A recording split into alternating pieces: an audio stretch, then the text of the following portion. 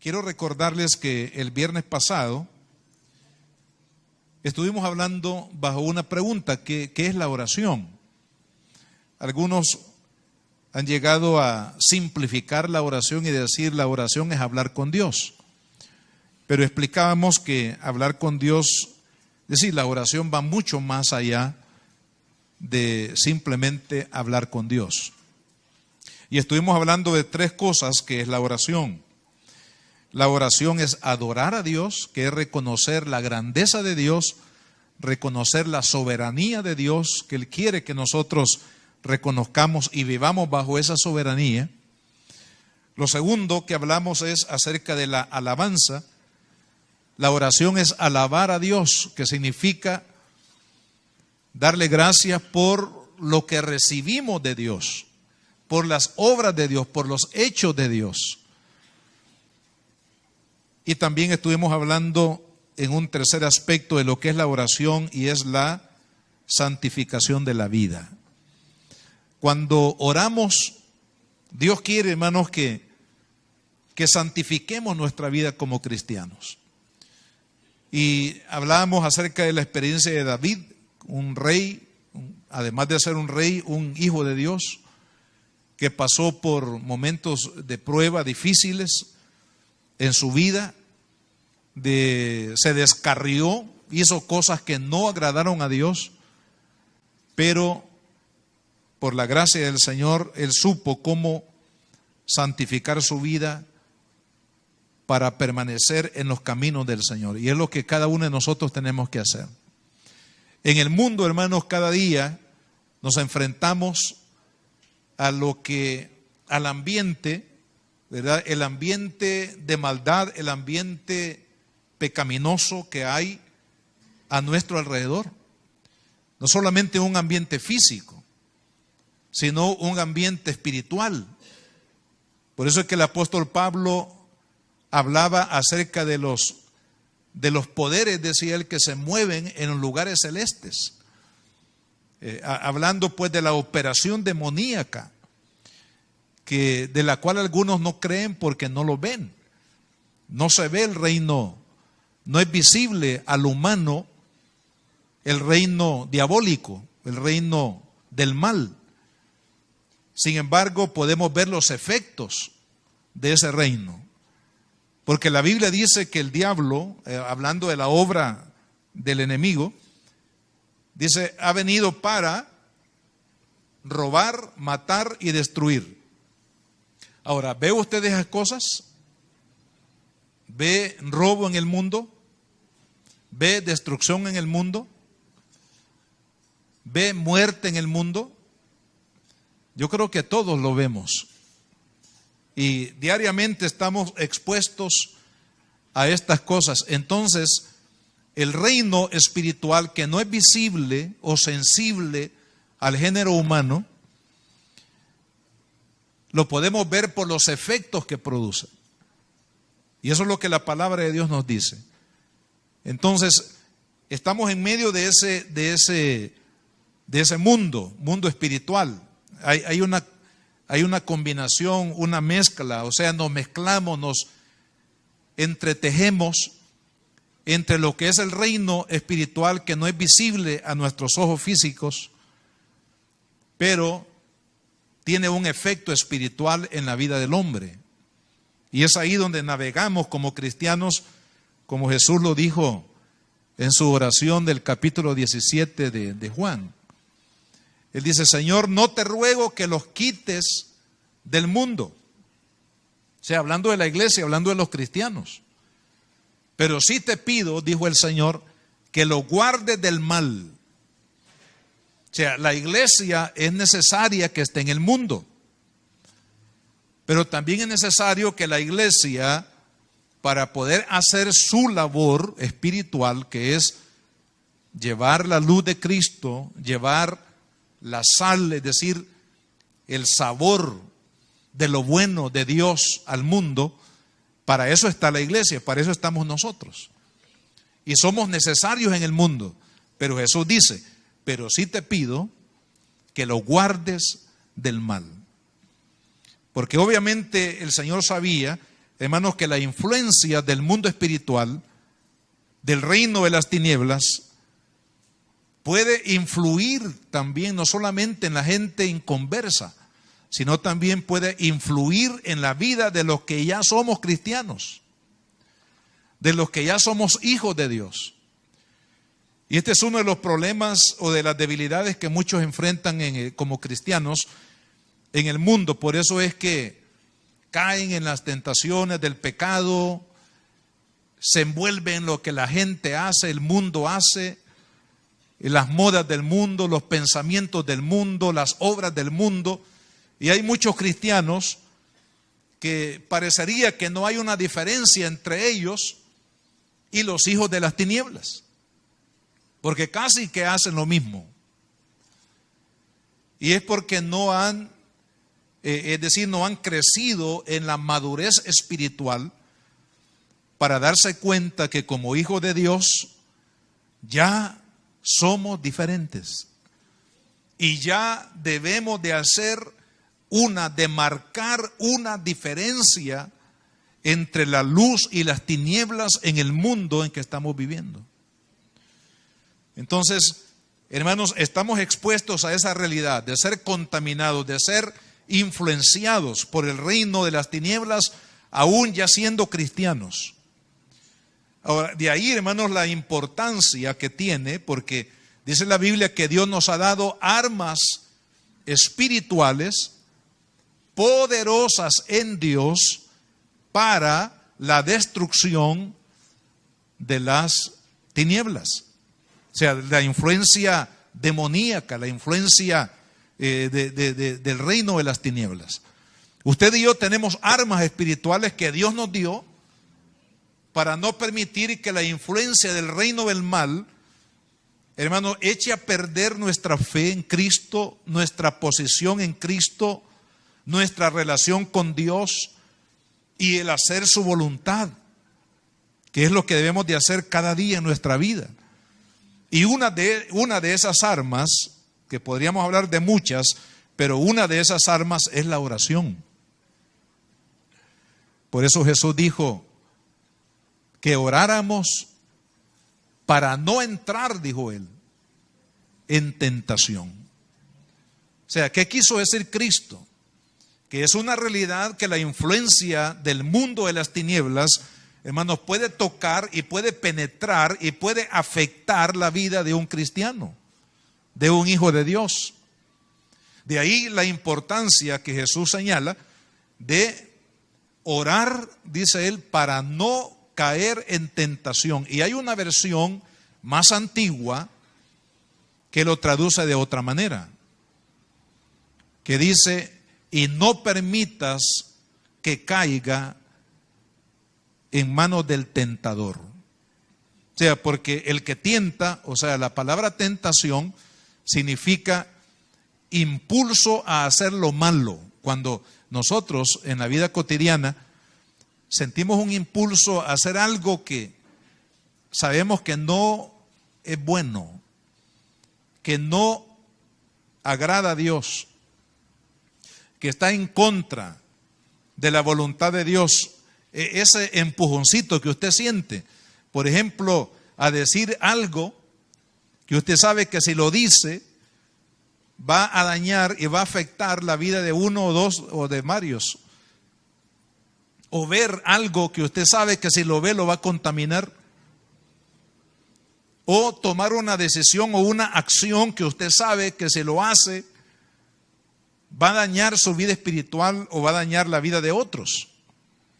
Entonces ese impulso, ese empujón hacia lo que no está bien y lo que no es correcto, lo que no agrada a Dios, eso se llama tentación.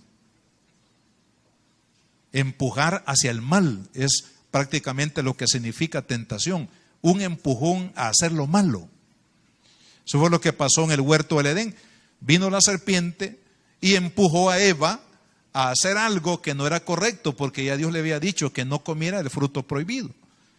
Pero ¿qué hizo la serpiente? En ese caso Satanás, en forma de una de una serpiente fue empujar a Eva, y luego Eva empujó ¿a quién? Por eso es que dicen que las mujeres son las que mandan, dice. Y en algún sentido tienen razón, ¿ve? La mujer siempre es la que manda. Alguien dijo que el hombre es la cabeza, pero la mujer es el cuello que la maneja para todos lados, ¿ve? El cuello es el que dice ve para allá, a los lados, atrás. Bueno, esa es otra cosa que no vamos a hablar de eso hoy. Pero hubo un impulso, un empujón, eso se llama tentación. Y todos estamos expuestos todos los días, los jóvenes, los niños, los adultos, los ancianos.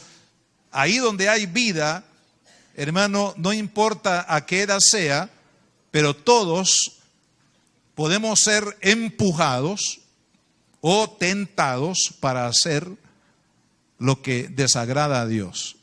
Y eso obviamente repercute en una vida, hermano, de debilidad espiritual, una vida de derrota.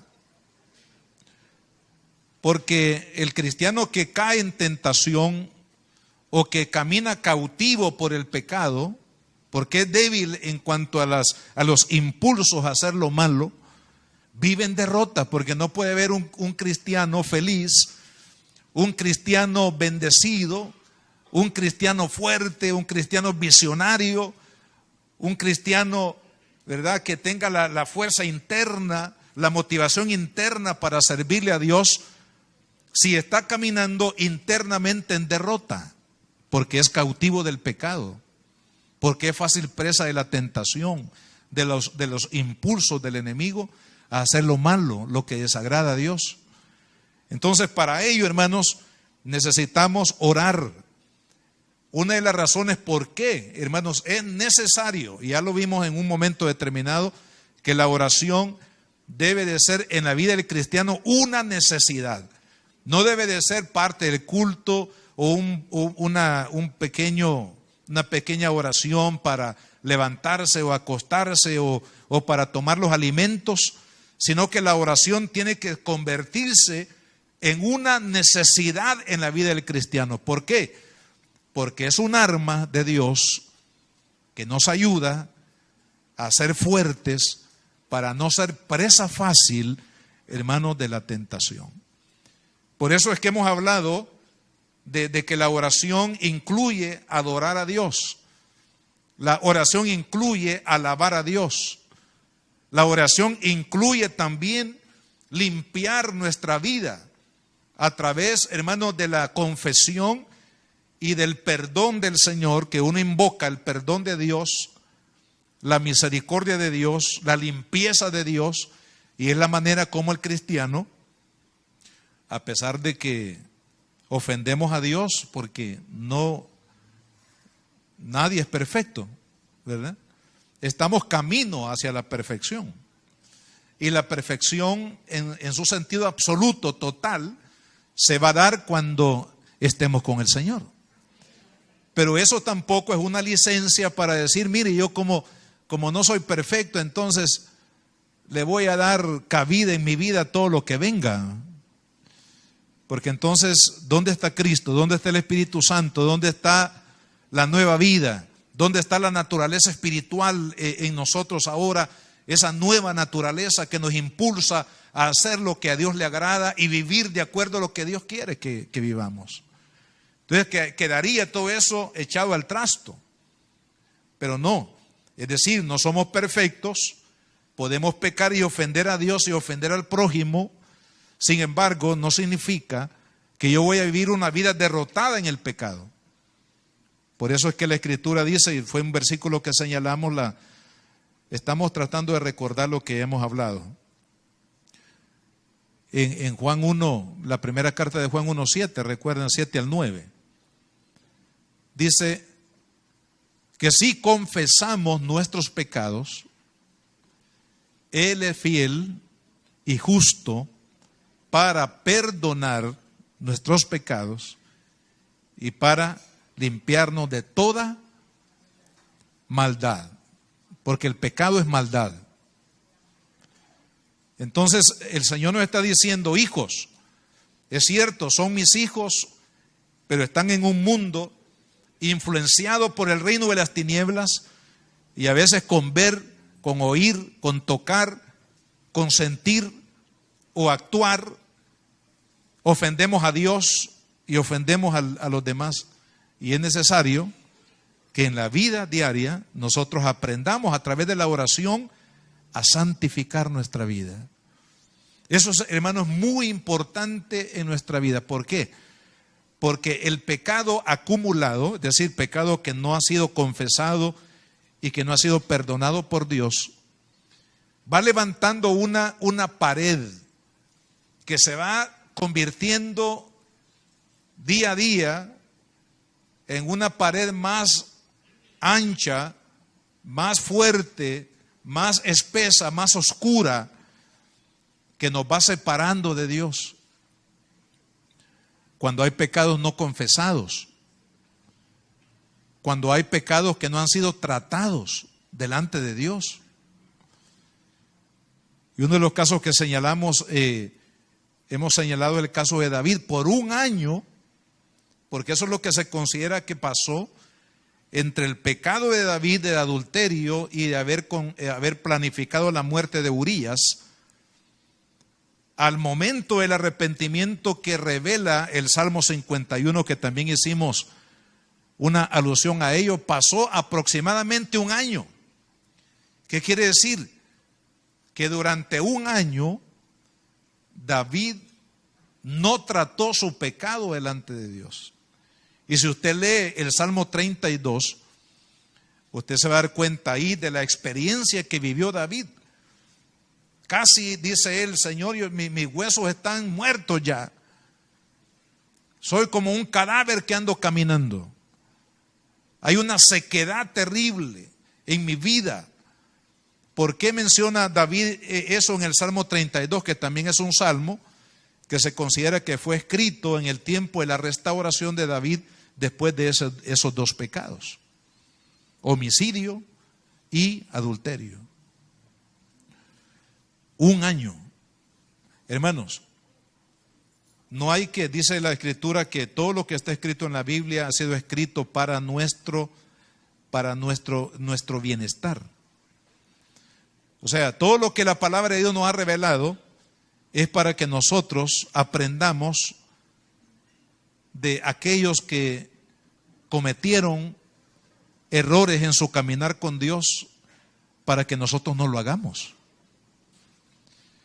Entonces, si a David casi le cuesta la vida misma haber permanecido sin tratar ese pecado delante de Dios, de eso tenemos que aprender nosotros. Porque si no aprendemos, ¿se acuerdan cuando no aprendemos a limpiarnos continuamente de aquellos pecados que en el caminar diario nos ensuciamos? Es como que dijéramos: mire, yo me voy a bañar una vez al mes, el primer día del mes me voy a bañar. ¿Qué cree usted que va a pasar, hermano? Nos bañamos porque necesitamos el cuerpo, comprobado científicamente, el cuerpo expele ingredientes tóxicos que es necesario desprenderlo del cuerpo, porque de lo contrario eso nos enfermaría y estaríamos expuestos a la muerte. Es por eso que es necesario bañarse. No voy a pedir que levanten la mano. ¿Cuántos nos hemos bañado hoy? Vean. Y los que no se han bañado hoy, báñense mañana por lo menos, hermano.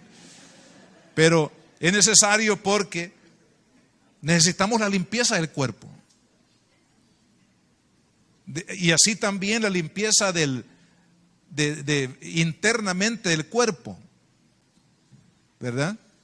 De toda la intoxicación por el pan dulce, las pupusas de chicharrón, ¿verdad? La sopa de patas y todas esas cosas que prácticamente traen una grasa pura al cuerpo. Entonces, para que el cuerpo no muera, entonces es necesario desintoxicarlo. Y el ayuno, valga la información, el ayuno, además de ayudarnos en el sentido espiritual, también nos ayuda físicamente. Porque a través del ayuno se destruyen en el cuerpo esos ingredientes intoxicantes del cuerpo. Así que nos favorece en lo físico y sobre todo nos favorece en lo espiritual. ¿Cuándo es que nos favorece? Cuando unimos el ayuno con la oración. Porque si ayunamos y no oramos es pura dieta nada más, hermano. Pero si ayunamos y oramos, ahí se forma un binomio poderoso. Porque ayuda físicamente, pero sobre todo ayuda en la parte espiritual. Entonces nosotros necesitamos aprender a santificar nuestra vida.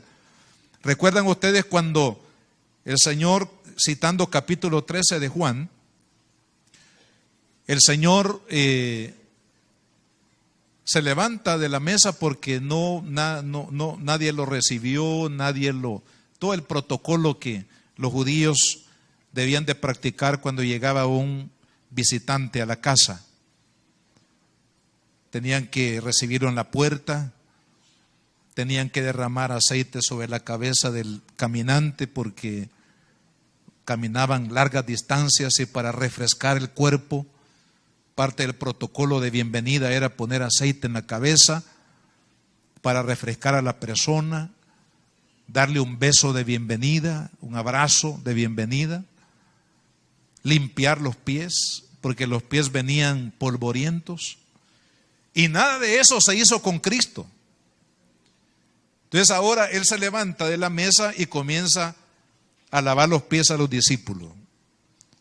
Y llega donde está Pedro y le dice: Señor, tú no me vas a lavar los pies a mí jamás, le dijo. Entonces le dijo: si tú no permites que yo te lave los pies, no tendrás parte conmigo. Y entonces Pedro, que ya era un discípulo de Cristo, se asusta en el momento y dice: Señor, pero no, yo quiero ser parte de tu reino, parte de tu bendición para mi vida. Entonces se dispuso para que el Señor lo limpiara. Y él le dice: Señor, lávame entonces desde la cabeza hasta los pies. ¿Y qué le dijo el Señor? Los que están limpios solamente necesitan que se les limpie los pies. Ahora, ¿qué significa esas palabras de Jesús? Significa que ya como hijos de Dios hemos sido perdonados, somos hijos de Dios, tenemos herencia en el cielo, tenemos la bendición de Cristo en nuestra vida por su Espíritu que nos sustenta, que nos ayuda a caminar en la vida cristiana, pero ya siendo hijos de Dios, ya teniendo herencia en Cristo Jesús, pecamos, cometemos errores. Algunos dicen mentiras. Esta es una mentirita blanca, dice. No hay mentiras blancas, todas son negras. Ay, que mire, es una canita al aire, no cae mal, dice. Cualquier canita que sea, por muy largo el pelo o cortito que sea, siempre es un pecado, una ofensa a Dios. A veces creemos que algunas cosas que hacemos Dios no las toma en cuenta porque son tan pequeñitas. Nadie me vio, dice. Lo hice ya en lo oscurito, lo hice en lo privado, lo dije. Pero no olvidemos que en lo privado Dios nos ve y nos oye. En la oscuridad Dios nos ve y nos oye, porque los ojos de Dios son así como ultravioleta, penetran y no, aunque esté oscuro, Dios siempre nos va a ver, aunque estemos solos. Aunque creamos que nadie nos ha escuchado lo que hemos dicho. Es decir, lo que quiero decir es que Dios siempre sabe y conoce todas las cosas de nuestro corazón. Aún la Biblia dice que las intenciones del corazón, aquellas cosas que todavía no han salido por los labios, que solamente fueron pensamientos, digamos, o intenciones del corazón, dice la Biblia que ya Dios las conoce. Entonces, de todo ello, tenemos que limpiarnos a través de la oración. La oración en la parte de la purificación nos ayuda a reconocer lo que hemos hecho y que no fue grato a Dios, lo que se conoce como el pecado, confesarlo a Dios y pedir que Él nos perdone y nos limpie. En el mundo religioso, Esto las personas lo hacen ante una entidad, un líder, digamos, espiritual o religioso. Los que han tenido una vida religiosa muy, digamos, muy rígida, se dan cuenta de la importancia de la confesión. En este caso, de manera equivocada, a un hombre. Decirle, mire, yo hice esto y lo otro. Para sentir paz en el corazón, habría que confesar el pecado y seguir las recomendaciones que a raíz de la confesión esta persona le daba al que confesaba. Tiene que hacer esto y esto, y la persona confiesa, procura hacer lo que le dijeron que tenía que hacer, y cuando lo hace se siente un poco libre, aunque en realidad no ha habido libertad del pecado, pero la persona, al menos psicológicamente, emocionalmente, se siente como libre de aquella presión de haber hecho algo que no era correcto. Ahora digo, esto se da en el mundo religioso. Pero hermanos, en la realidad de la palabra, en la verdad de la palabra, nosotros tenemos que aprender a confesarle a Dios por medio de la oración nuestros pecados, pedirle perdón por haberle ofendido, porque todo pecado, aunque sea en contra de un prójimo o en contra de un miembro de la familia, de papá, mamá o el cónyuge o los hijos, todo pecado en primera instancia ofende a Dios y luego ofende a la persona. Entonces tenemos que aprender, hermanos, la oración es muy importante en esta área, y por eso estoy recalcando este punto, porque, hermanos, no podemos vivir sin bañarnos espiritualmente. Si a usted le causa pavor no haberse podido bañar porque no llegó el agua, que es tan común aquí en El Salvador, que no cayó el agua, la pila no está seca. Cuánto más, hermano, en la parte espiritual, cuando yo no puedo quitarme esa mugre de mi alma, esa costra de mi alma, para sentirme en paz con Dios, para sentirme perdonado, justificado, lavado, santificado. Es importantísimo que nosotros en nuestra vida cristiana, hermano, aprendamos que a través de la oración nosotros podemos limpiarnos de la suciedad que en el mundo, hermano, de una u otra manera influye en nuestro corazón y en nuestras conductas. Por eso es importante que nosotros a través de la oración tomemos tiempo. Por eso es que la oración no se puede hacer como el café listo, hermano. El café listo dice al instante, está hecho. Entonces, en la oración algunos quieren practicar esto y decir, bueno, yo en 5 minutos le voy a decir todo a Dios. Imposible. La oración requiere de tiempo, la oración requiere de una comunión. Requiere, hermanos, incluso solamente para esta parte de buscar la santificación a través de la oración, necesitaríamos un tiempo considerable cada día, hermanos, para orarle al Señor y decirle, Señor, revela mi corazón, porque hay algunas cosas que nos hacemos los suizos. Se nos olvida así una amnesia temporal progresiva. Se nos olvidó. Entonces hay que pedirle a Dios, Señor, recuérdame, háblame, dime, Señor. Y así como en el tiempo de Eliseo, recuerda, estaban trabajando los profetas, se les cayó el hacha con la que estaban trabajando en el río. ¿Cómo encontrar una hacha en un río? Y entonces Dios, a través del profeta, les dice, aquí está el hacha, búsquenla. Y efectivamente la buscaron, y ahí donde señaló el profeta que estaba el hacha perdida, ahí la encontraron. Lo mismo sucede en nuestra vida espiritual. ¿Cuándo ofendí a Dios? ¿Qué le dije? ¿Qué hice? A veces se nos olvida, hermano. O como digo, decidimos que se nos olvide. Pues es necesario que nosotros le digamos: Señor, ¿en qué te he ofendido, Padre? ¿A quién he ofendido? ¿Cómo te he ofendido a ti? ¿Con mi pensamiento que se me cruzó por ahí? ¿O con algo que yo vi que no debía de ver? ¿O algo que dije que no debí decir? ¿O algo que hice que no debí hacerlo? Es decir, hay múltiples formas de cómo nosotros podemos ofender a Dios, y es necesario que a través de la oración nosotros aprendamos, hermanos, a lavar nuestro corazón, nuestra vida, porque queremos caminar en armonía con Dios, ¿sí o no? Porque el que camina en armonía con Dios tiene bendición. Dice la Biblia que Enoc aprendió a caminar con Dios, y ¿sabe qué fue lo que pasó? Dios se lo llevó. O sea, aprendió tanto este hombre a caminar con el Señor, aprendió a purificar su vida.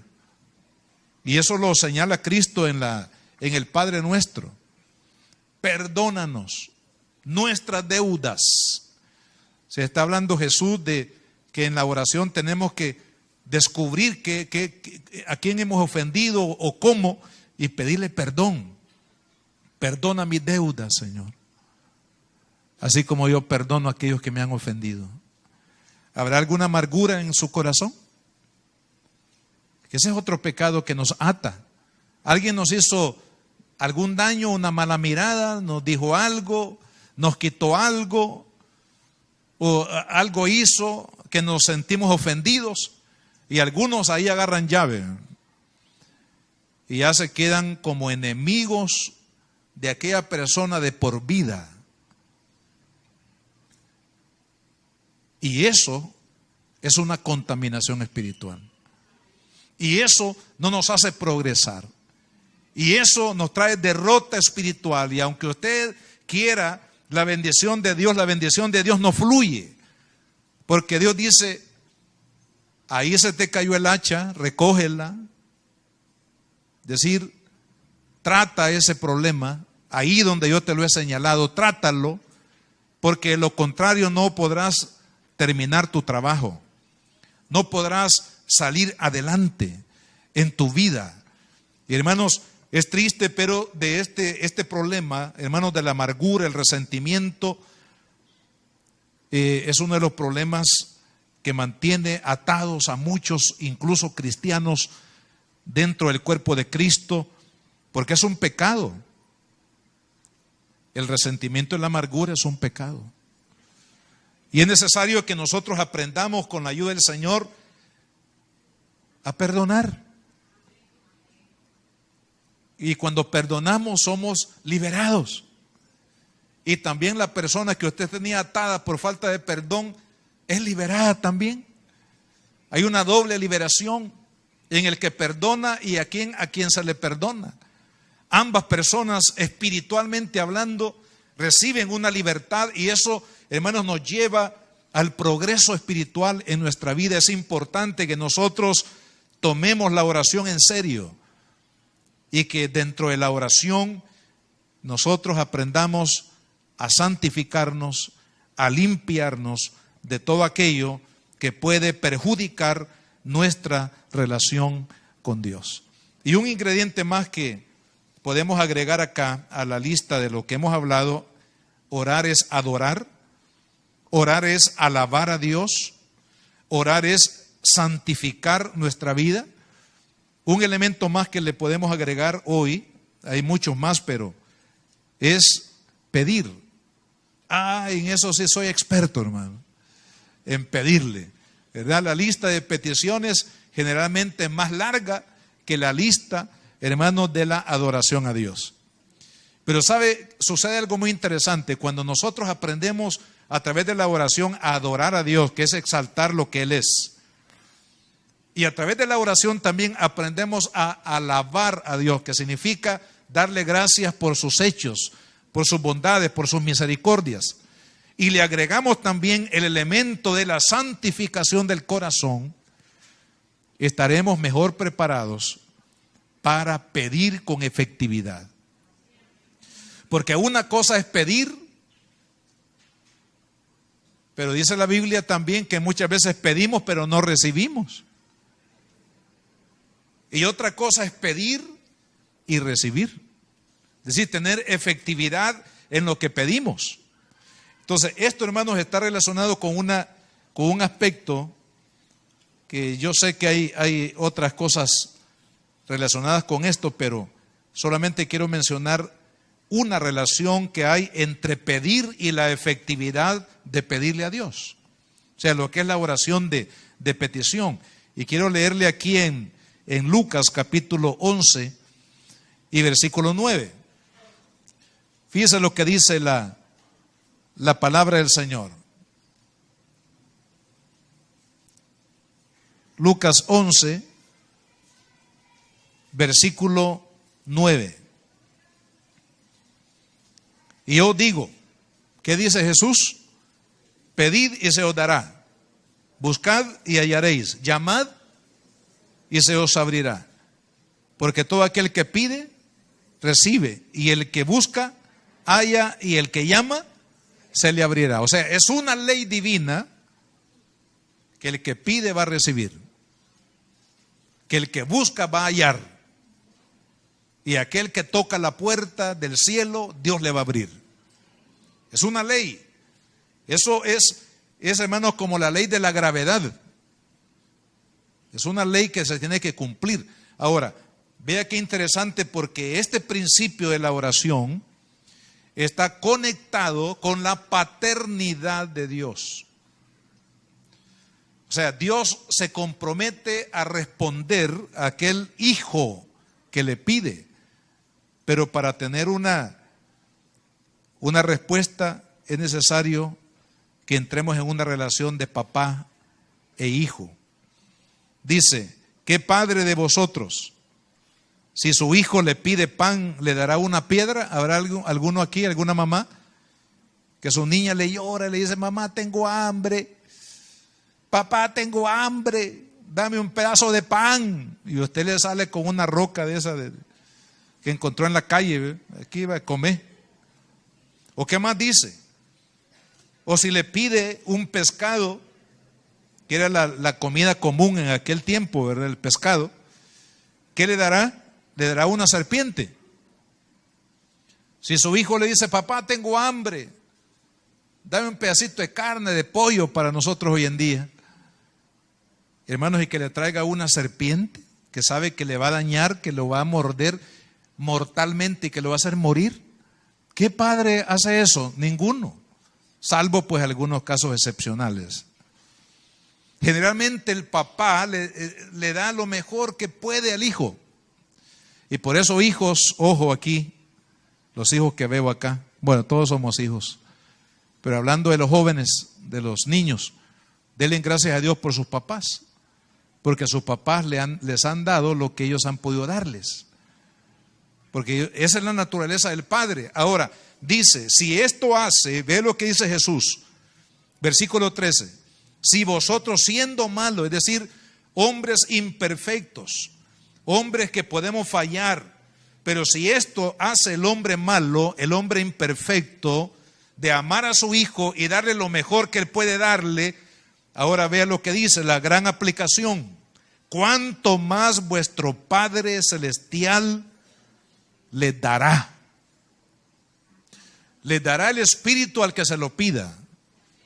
Y le dará la provisión que necesita al hijo que lo necesita. Entonces, pedirle a Dios, hermanos, está dentro de de la ley de la relación de un padre con su hijo. Ahora, de lo que sí tenemos hoy, antes de pedir, estar seguros, es que yo soy hijo de Dios. Porque este principio opera para el hijo, no opera para el que no es hijo.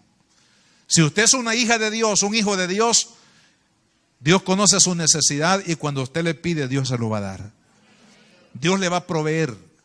Dios le va a mostrar su misericordia.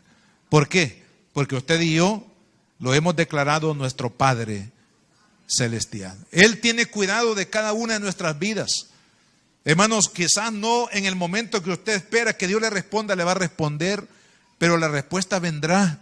A veces no en nuestro tiempo, a veces no con lo que uno pide, pero lo que estamos seguros es que Dios siempre, hermanos, responderá y bendecirá a sus hijos. Si usted es una hija de Dios, pídale al Señor. Dígale: Señor, tú eres mi Padre. ¿Y a quién le puedo ir a pedir? Pues yo no puedo ir al presidente de la República a pedirle, porque no es mi papá. No le puedo ir a pedir al jefe, no le puedo ir a pedir al vecino. Tú eres mi papá. Y a ti vengo para pedirte que me ayudes, que intervengas. Y amados hermanos, Dios es bueno, su misericordia es sobreabundante, y conforme a nuestra necesidad, Él va a suplir. Así que la oración también es pedir, pero en una calidad de hijo de Dios. Y es ahí donde Dios se ha comprometido, ha garantizado que aquel que pide, recibirá. Que aquel que busca o lo busca a Él, lo hallará. Y que aquel que le llame, le toque la puerta de la oficina de Dios, Dios le va a abrir, porque Dios se ha comprometido en su maravillosa palabra. Póngase de pie, vamos a orar. Comience usted a orar ahí donde está y darle gracias al Señor. Amado Padre, gracias te damos, Señor, porque tú quieres que aprendamos a orar.